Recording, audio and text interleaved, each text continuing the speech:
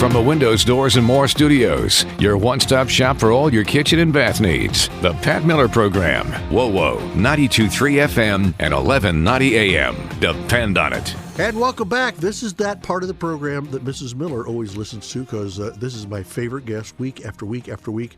Allen County's own Philip Wegman, now in Washington, D.C., behind the Iron Curtain that we call the Beltway. He's in there, and he's the White House correspondent for Real Clear Politics. Philip, hi, how are you?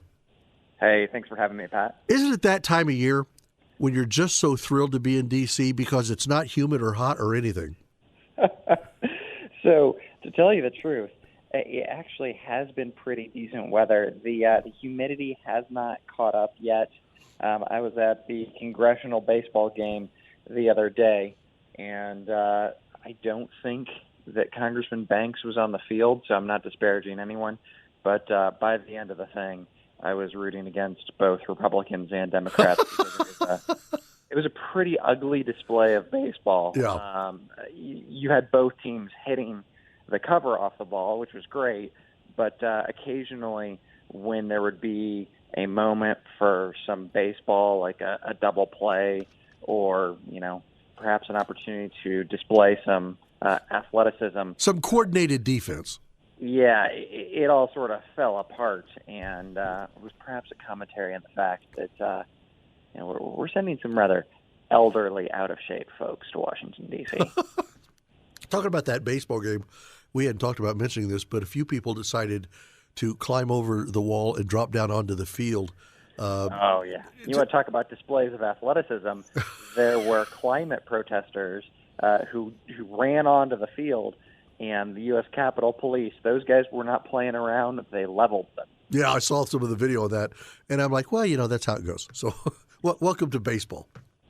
And the crazy thing is, okay, so you disrupt a congressional baseball game, which on TV nobody's watching, and it's basically all for people inside the Beltway, and for Republicans and Democrats, just have a minute to pat each other on the back and have it mean almost nothing and all that, and that's where you're going to put your big protest out.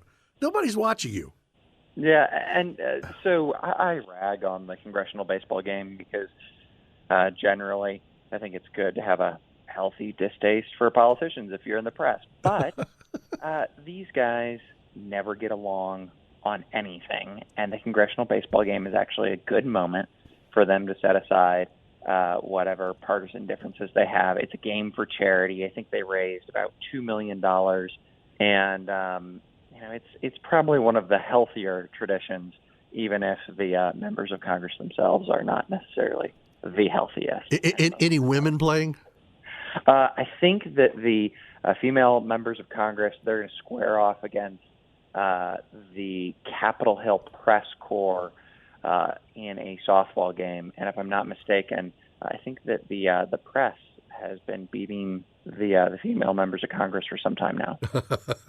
Which would maybe account for some of the female members of Congress and their dislike and distaste of the press. So that could be part of that.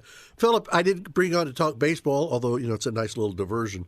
Another diversion is we had another conviction of a high-profile individual. Is politics involved in the conviction of Hunter Biden, or is this one straight up? It depends on who you talk to. So I was the pool reporter on Tuesday, so I was following around President Biden when the conviction came down. Hunter Biden was convicted on 3 felonies related to his 2018 purchase of a .38 caliber Colt Cobra. And the issue here is that he lied on a background check, according to the jury that convicted him, when he said that he was not on illegal drugs. They took just 3 hours to deliberate, and they turned around that conviction pretty quickly. The politics here, though, is very interesting, and it depends on how you look at it. First and foremost, the President of the United States has already said he would not pardon his son, and his hands are in a bind because just a few weeks back, with the conviction of Donald Trump, Biden said that no one is above the law, and he also said that it was dangerous and reckless and irresponsible, those are his words, right, to question the judicial system.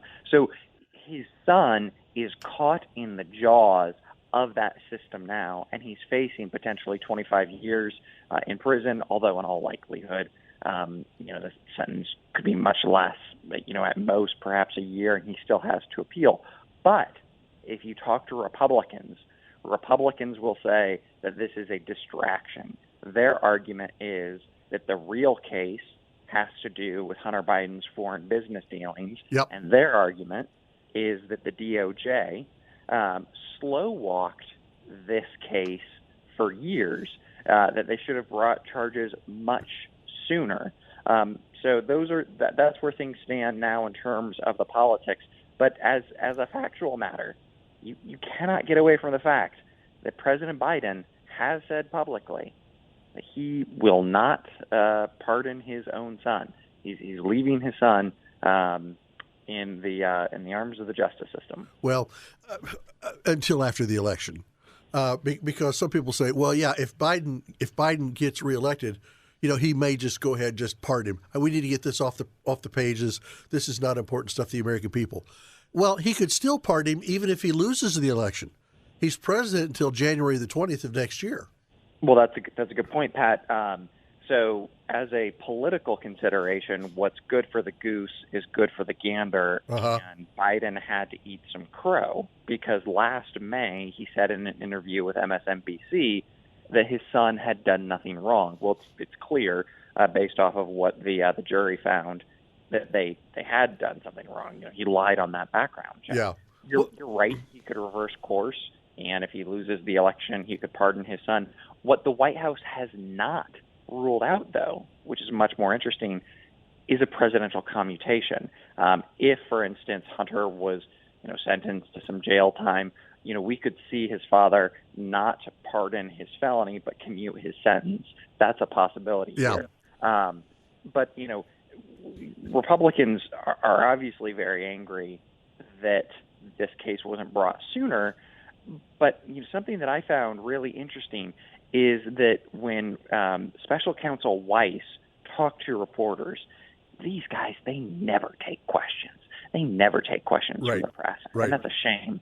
But this time, in not taking questions, he said to the press, almost tipping his hand, that it would be inappropriate to take questions because there's more work to be done. The work in question are the 9 federal counts that he has brought against Hunter Biden in California. And if you look at the paperwork that's been filed there, it has Ukraine, China, all sorts of foreign business dealings. Yeah, that's the big stuff. And the tentacles, if these guys are worth their weight, the tentacles of that interview are going to end up touching Joe Biden. Very much so. And so I think that, the thing that's different between the two cases, right? I mean, we have a convicted felon in Donald Trump running against Joe Biden, whose son is now a convicted felon. The difference is it's very easy to understand the charges against Hunter Biden. Right. It is very easy. That case was rather simplistic. Very simplistic. Now, the foreign influence scheme that has to do with his failure to pay taxes on the revenue that he was bringing in from some of his foreign clients, that's going to be more complicated, but there is a paper trail there as well. What I found so ironic, I was chasing around, the president on Tuesday, is he and his family retreated hastily and literally. The president later flew to Italy for a G7 summit, but he was supposed to be at the White House, and there was supposed to be a press conference.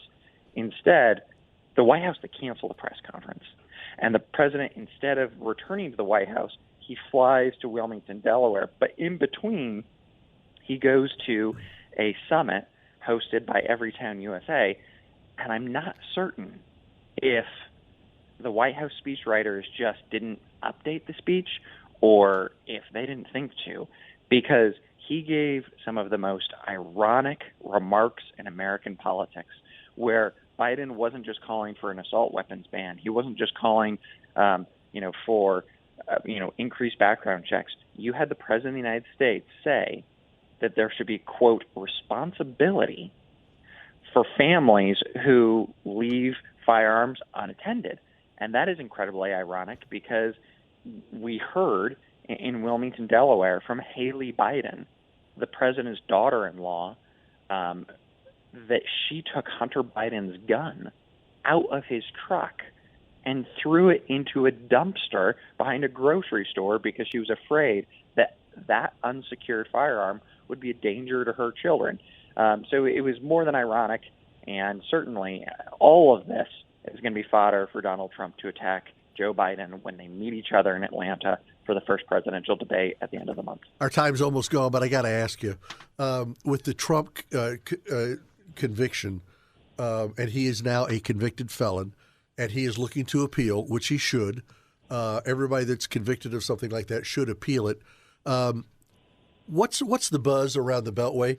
Is it a slow walk, or can the president's, former president's attorneys, can they do some kind of a push and get the Supreme Court to take this up pretty quickly? The talk is this.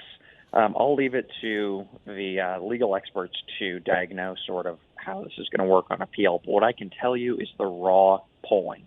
And the raw polling shows that if Democrats thought that court was going to cripple Donald Trump through the process or having him be in there and having him be a convicted felon, it has not yet happened. Obviously, there's a lot of time between now and November. Things can change. But a conviction has not hurt his poll numbers. This has not been Democrats' saving grace. And I think that, at this point, as we look at the race, it is a coin flip.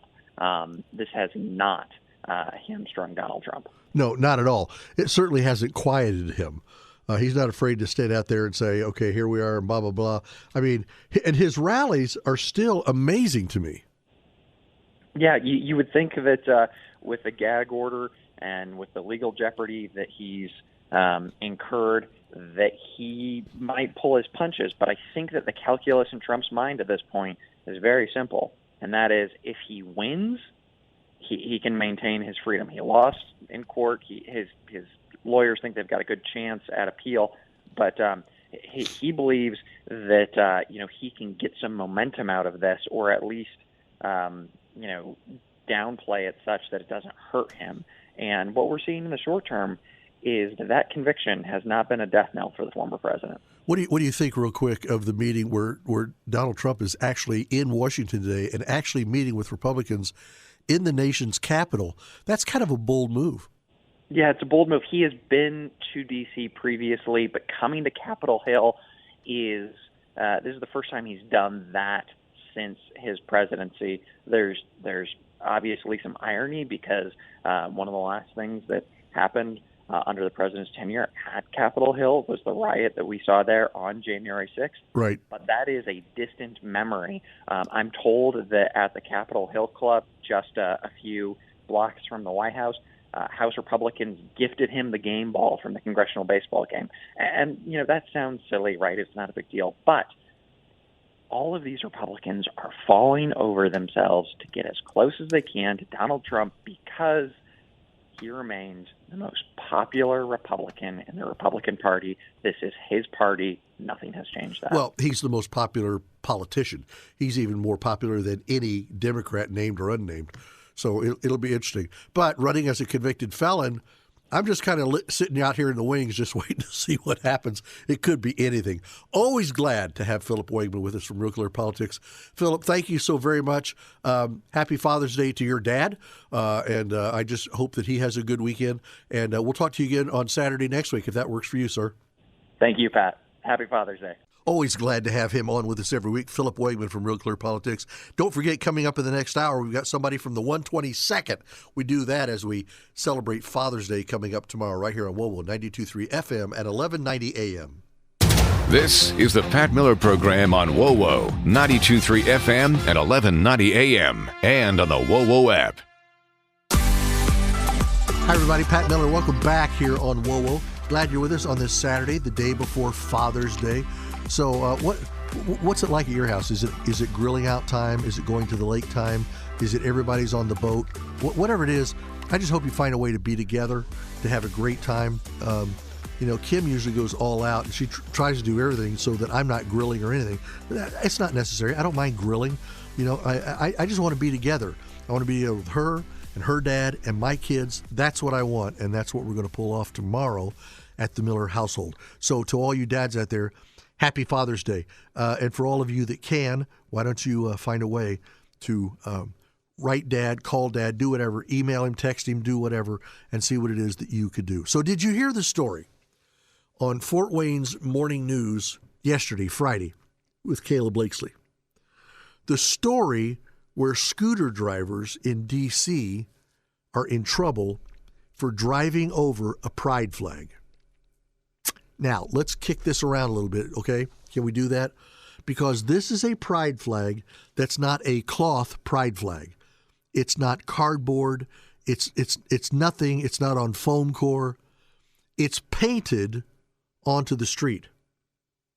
Now, and I've seen it. It's painted onto the street, and it's painted very well.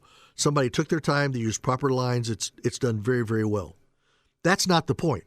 It's painted on the street. And some teens there in Washington were arrested last week in Washington State because they're accused of marking a pride flag painted on a road because it got small scooter tracks on it. A few days later in D.C., I looked and I found out that there were no arrests made after anti-American and anti-Israeli protesters vandalized historic monuments in Lafayette Square, assaulted law enforcement officers and did it on video, and called for the death of America. Nothing happens to them. Do you see the difference between these two sides, these two juxtapositions? I mean, do you see it? In Washington State, because these teens were driving across a painted road, and it's said that their scooters left scooter tracks, they're being arrested. In fact, one of them might face up to 10 years in prison. 10 years in prison for a teenager who's driving a scooter. It's not even a big BMW motorcycle that they're sitting there and they're peeling out on it and putting skid marks all over the flag. And I have another question. Can somebody show me where in Washington State somebody from some pride organization made a petition and they were granted the ability to paint their mural on an open public street? What if it happens here? I drive on Clinton a lot through town. Is the day going to come when somebody paints some flag of some position, maybe not even necessarily a pride flag, but some position, anti-Israel, pro-Hamas, I'm pro-green beans, I'm pro-fried okra, and I'm not, trust me. Okay, but whatever, and they paint it on the street. Nobody said they could. Maybe they went out there at 3 o'clock in the morning and they painted it, turned their headlights on so they could see, and they painted it. And then they're standing there waiting for me to drive across it in my Ford, and they become basket cases and start screaming and calling for my head. But yet, in our nation's capital, you've got anti-American and anti-Israeli protesters. And let me just say this. If you want to be an anti-American protester, if you want to be an anti-Israeli protester in this country, good on you. I think your position is wrong. I think it's stupid, but you have every right. But to then vandalize historic monuments in Lafayette Square, to assault law enforcement officers on video, to call for death to America, and then dozens of members donning Hamas symbols, screaming anti-Islamic extremist slogans while they're shooting at police, and no arrests, we are upside down. We are absolutely upside down. This juxtaposition handled by the criminal justice system is getting widespread criticism and mockery on social media and right now on the Pat Miller program. We've got this nationwide progressive support for what's being called restorative justice. and foregoing charges for most youth crimes. I mean, hardly any left-wing commentators have condemned the charges filed on the scooter riders. You get some kid that shoots a police officer in the leg. It wasn't life-threatening. He's just a child. He's only 17. There's no way he should be charged. They need to let him go. Okay, yeah, but you ride your scooter across a pride flag painted on a public street, and that's different. Look, anti-American, pro-Hamas thugs desecrated the statues of our veterans, literally across the street from the White House. If the president had wanted to, he could have parted the curtains up there in the residence, looked out across the street, and seen them doing it. Which is, by the way, I don't know if you know this, that's a blatant violation of federal law. It's a violation of federal law. So, it's on video. So I expect the Department of Justice to use every technique against them that it used against the grandmas in MAGA hats on January the 6th at the nation's capital. And if it doesn't now, it will next year after we get past the November elections. The guy that's in the White House right now might not want to do much about it, but in a year we will. The pro-Palestinian protests over the weekend were actually spurred by an Israeli military operation which rescued 4 hostages, and which Hamas-controlled Palestinian health officials claim led to the deaths of roughly 200 civilians. Let me just say this to Hamas. Show us the video footage, dated video footage of 200 civilians and their deaths, because Israel went in and rescued 4 of their hostages. Now, let me back it up a little bit. If back on the date that you went into Israel illegally and you took all those hostages, including some Americans, by the way, and you've been holding them, do the Israelis not have the ability to go in there and to reclaim what's theirs? Look, everything that's theirs is not just possessions. Everything that's theirs includes their people. And if they can't do that, then something is totally upside down. Totally upside down.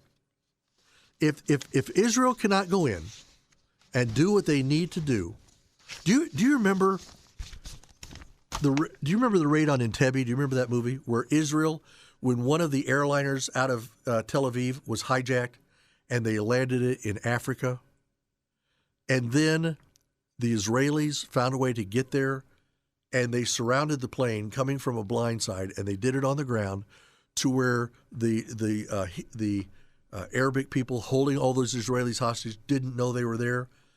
And then they stormed the plane and recaptured their own citizens and freed them, and citizens from other countries as well, and freed them. And Israel was roundly dismissed for that. Are you kidding me? Based on what? Well, they're doing the same thing now. We're going to roundly dismiss them because of all of this, because of the way that we want to treat them, because they're trying to rescue their own hostages. And we've still got some hostages. We, America, you, me, we've still got some over there as well. Don't you want your government to step in and to free some of them that they need to free? I do. I genuinely, truly do. Don't know if it's going to happen, but we could. Glad you're with us. More coming up here after the bottom of the hour here on the Pat Miller Program on this Saturday, the day before Father's Day on WOWO right here in Fort Wayne.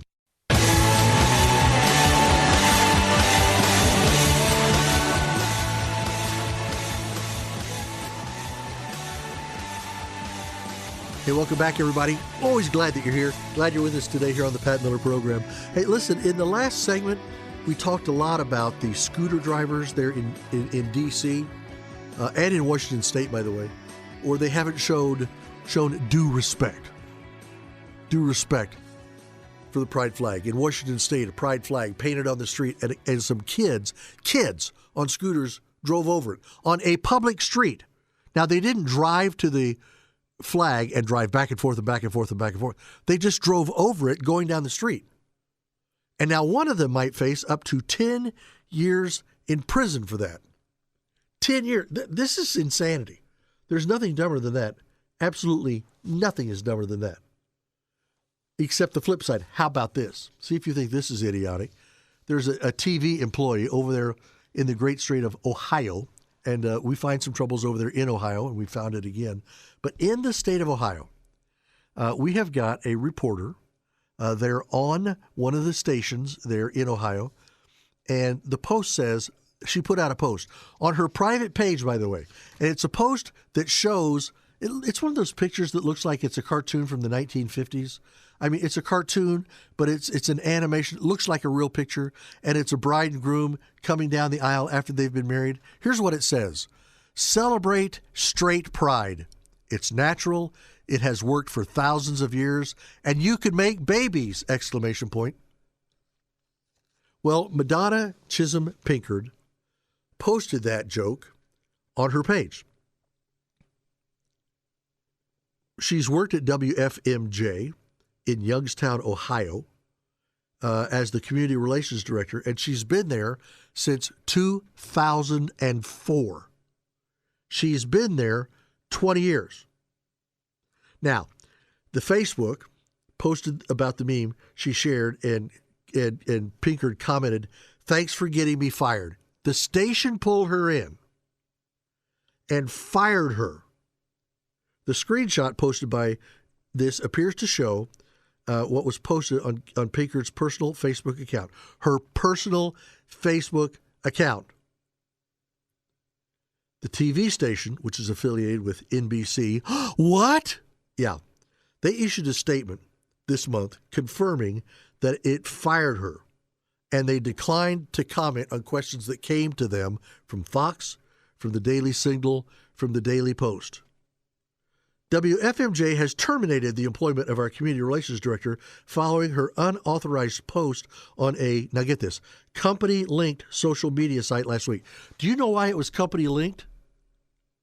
Because on her personal site, she mentions the fact that she works there, and there's a link if you want to go to her program site on the station, and at the station, they linked hers. The station linked to everybody that works there. Everybody. She didn't post it on a company website. She posted it on her Facebook page, which the station just happens to link to. We have terminated her employment following her unauthorized post on a company-linked social media site last week. That is written so carefully. I wonder how many lawyers helped them put that together. They went on, WFNJ is committed to serving our entire community with the respect we believe all people deserve. What about her? Are you telling me that just by her calling people that are heterosexual, that are in, sexual relations with opposite sexes, that marry the opposite sex, that live normally and naturally, and that have children, babies naturally, you're telling them that you're not taking a position that is bad for them? Where are you showing the respect for the people that a guy met a girl in college, fell in love, got married, and now they're married and having their own kids? Where's the respect for them? WFNJ goes on. We recognize we live in a diverse community with differing views on many topics, and we believe discussions of those views, and we believe that reporting on them should be done in a respectful manner by all. What was disrespectful about this? It said nothing against gay pride. It said nothing against Pride Week. If you take this picture where on it says celebrate straight pride, then you can't take pride in anything. You've got to do away with Irish pride at Notre Dame. You've got to do away with LSU pride. You've got to do away with pride for women in the WNBA. A little more on that later. You got to do away with all of them. The only thing that you're condoning is pride and respect for the pride movement. Listen, everybody doesn't support that. In fact, we live in a society where those that are LGBTQ in the way they practice and function their lives is less than 5% of the population. Those that have some affinity toward them, in other words, I'm not gay, but I support them in what they do, on their best days, those rate somewhere around 14 to 15%. Now, that's a lot of people. I'm telling you, that's a lot of people. But if 15% identify with that group, 85% don't. They don't. Now, I'm not ready to go on an anti-pride vigil, but don't beat me up because I'm married to a lovely woman and we had 2 lovely children. Don't do it. It's not going to work with me. A lot of people, a lot of commentators on the private Facebook page by Miss Pinkard said her termination over the straight pride joke violated her First Amendment right to speech. She didn't go down and scream it at a pride meeting. She didn't do it standing on a pride mural painted in the middle of a street. She didn't do it at the top of her voice. She didn't do it on the station where she was employed. She did it on her personal Facebook page. So you can't make... Look, my Facebook page for WOWO's Pat Miller has been deleted by Facebook. 4 months ago, they're yet to tell me why. I've written to them 3 times. They can't, they won't tell me why. Why have you stopped my account? Probably because I do news stories like this. Okay, if I'm quoting a news story or if I get it from somewhere else, does that mean you're going to mummify me and them as well? Look, freedom of speech does not apply to those who disagree with the insane culture that developed in this country, and it should.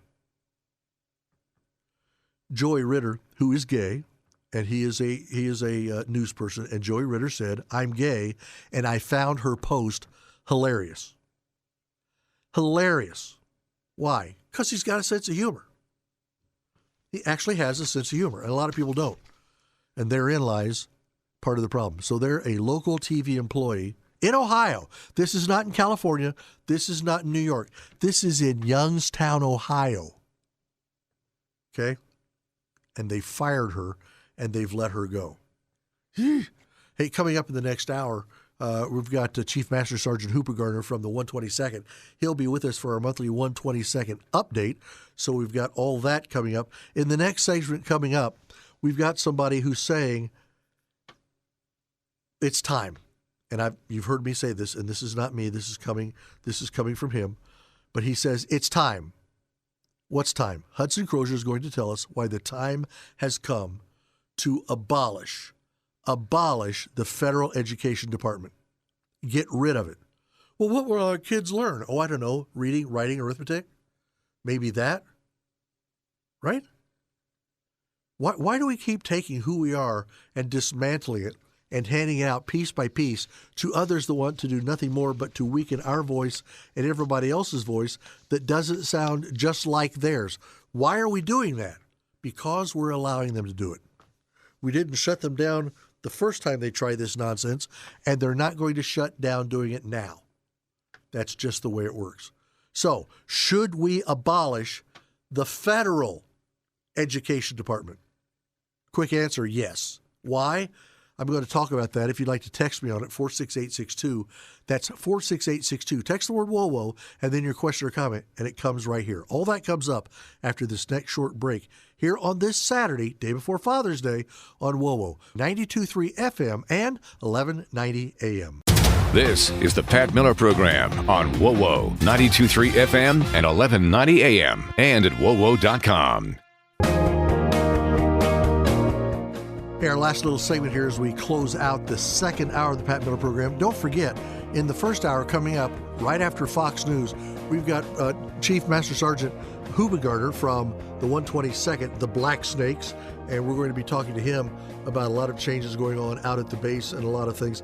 I just really like keeping all of us aware of everything going on at the base. Listen, the more we know about the base, the better. Trust me, the base knows a lot about us. They go out of their way to make sure that they are engaged in what's going on around town, whether it's military involvement or not. They want to know that they are aware of what we're doing. They think they can better protect us if they understand it. And because of the way that we're set up with the Air National Guard and everything at the 122nd, they are part of our community. These are fathers and uncles and brothers and sons from a lot of people here in the greater Fort Wayne area, all of Northeast Indiana. And so they want to let us know. And they are also, and you'll hear some of this, I think. We'll talk to Hoop and Gardner about it after the bottom of the hour here, top of the hour, very sorry. But when we talk to him, we'll discuss with him about the different inroads that are being made between the 122nd and the greater Fort Wayne community. It's very important to them. I think it should be very, very important to us. So all that's coming up as we go through the program here and the balance of it. The GOP right now, the House Speaker Mike Johnson met with Senate Republicans Wednesday of this week, I think, and they did it to discuss the ambitious agenda that's coming out of Donald Trump. Should he get elected and the GOP captures congressional majorities this November? The principal focus in the lunch that they had was if and when we have Republican majorities in the House and a Republican majority in the Senate, that we should hit the ground running with a positive, pro-growth, pro-jobs agenda that focuses on tax reform and regulatory reform. Tax reform, get my taxes down. Just get them down. And regulatory reform, get away with a lot of the stupid rules that hamstring some of our own businesses while at the same time making things easier for businesses that come to us from overseas. Look, I want people to have free trade. If they want to come in, fine. But I don't want to take trade from another country, China or anybody, France, England, Brazil, if in fact it impedes trade from our own people here. Why would we do that? That's nuts. That's absolutely crazy. Well, House Speaker Johnson was pretty clear that we want to go big, and that means more than just extending the tax cuts. That's where it starts. And just extending those tax cuts, that's where the majority leader in the Senate, where he went nuts, and he said this is going to cause a lot of problem because it's going to reduce our income in the government. No, it might be less than the income you want. But there's no proof anywhere that giving more money back to the people that earned it or keeping businesses here at less cost to them so that they can employ more people, there's no sign anywhere in the history of our country where that has ever increased the deficit. Your spending on Capitol Hill, that impedes it. That impedes it. Speaker Johnson pitched lawmakers on extending the tax cuts, the spending cuts, the regulatory reforms, while other GOP lawmakers pitched a big increase in defense spending and cuts to mandatory government spending to reduce the projected federal deficit. In other words, let's don't do this where we keep cutting our own defense spending and make ourselves more vulnerable. Hello, Russia. Hello, China. Hello, North Korea. Let's beef up our military and keep it beefed up, but let's cut other regulatory, mandatory government spending to meet those needs. Stop spending out the wazoo for things that matter. Going back to our previous thing that we spoke about, let's do away with the Department of Education. That might help a whole lot. Senator Cornyn, reportedly pitched his colleagues on tackling mandatory spending, which means entitlement programs like Social Security, Medicare, and required interest spending on the federal debt. In other words, if we've got to spend money, then let's be smart where we spend it. One of the first places that we can spend it as a country is to make sure we put it against the cost of our debt. That will make things a lot easier for us. A lot easier. James Lankford, who's a Republican out of Oklahoma, he told the Republicans that we have to prepare. Don't just win elections and think that's it, we're all done, it's all out and free. We've got to be able to think through the key issues that we could do. We don't know what the makeup of the government is going to be, and that's something that takes a little bit of understanding. If we put Banks back in office as a senator, fine. If you put Stutzman back in as a representative, fine. But what is the overall makeup of the government? Do you have a Democrat president who doesn't know half of his words, or do you have a Republican president who's ready to hit the ground running with you? You'll get a lot more done in different things, but we won't know what that looks like until after November. I told you Hoop and Gardner is coming up, and he is. Chief Master Sergeant Hoop and Gardner from the 122nd. He'll be with us right after the news here at the top of the hour. Fox News is coming up. We'll be back just on the other side. This is Pat Miller this Saturday and every Saturday here on WOWO 92.3 FM and 1190 AM.